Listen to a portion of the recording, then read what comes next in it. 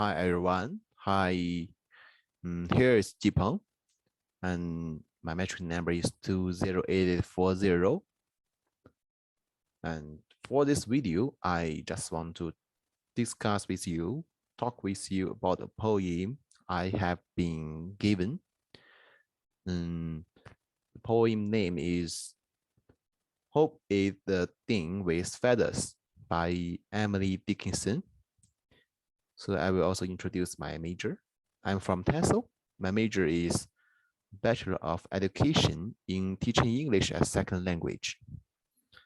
So first, I will show you our poem here, and when we finish this part, we will go next part about author's information.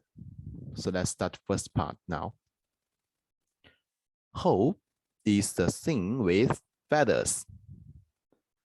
Hope is the thing with feathers that perches in the soul and sings the tune without the words and never stops at all.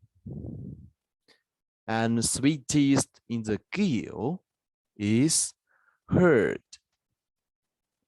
and sore must be the storm that could abash the little bird that kept so many war.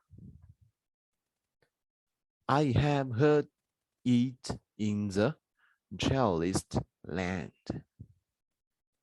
and on the strangest sea, yet never in extremity.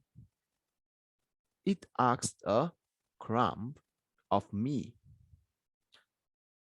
So I will continue for the author's information. Emily Dickinson, from 1830 to 1886, American poet, born in a prestigious middle-class family in Massachusetts, USA, and married for life. She is introverted.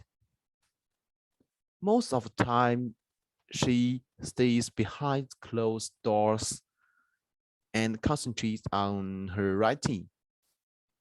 This poem, Hope is the Thing with Feathers, is a lyrical poem in the balance table written by American poet Emily Dickinson, and the manuscript of this poem appears in volume 13. Dickinson wrote it around 1861.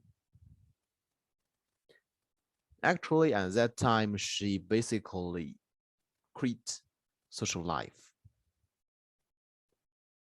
And now I will show you some information I searched on internet and my own idea for this poem. Most of Dickinson's poems rhyme not according to common sense, and rhyme very loosely. In the poem, Hope is the thing with feathers. The words and the end of the third line of the first verse rhymes with the herd and the bird in the second verse.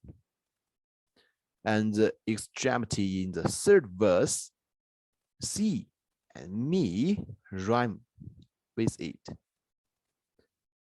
Dickinson is good at expressing an abstract concept with actual touchable objects.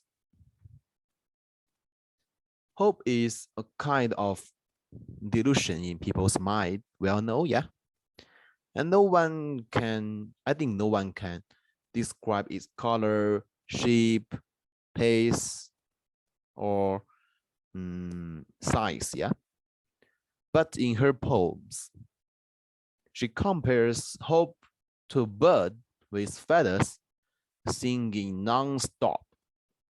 Whether it is storm or gale, cannot stop the little bird of hope from singing hard. And I also think both storm and gale are metaphors.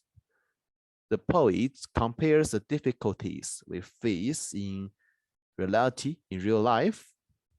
The dilemma we face is like this harsh environment. The hope endlessly helps everyone and gives them the energy and the warmth that continue to sustain, but never asked for any return.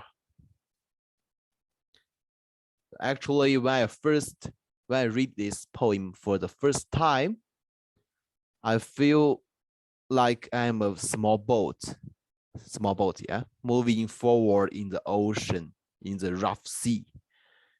It was a torrential heavy rain, heavy rain, yeah, sorry.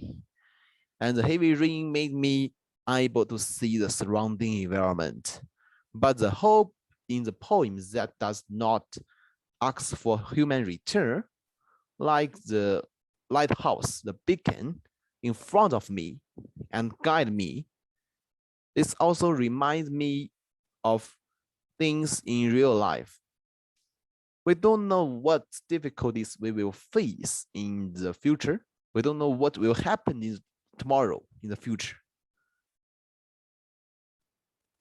All aspects for career, life, family, health, and maybe economic level. We don't know. But people need hope to live.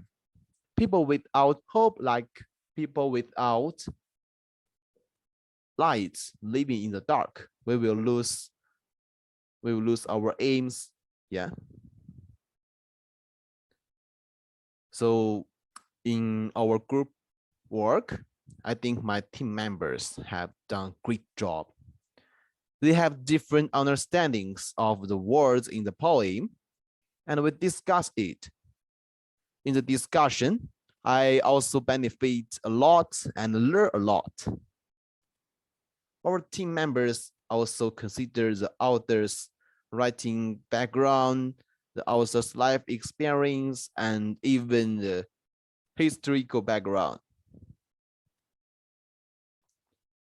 which gave us a deeper understanding of the poetry.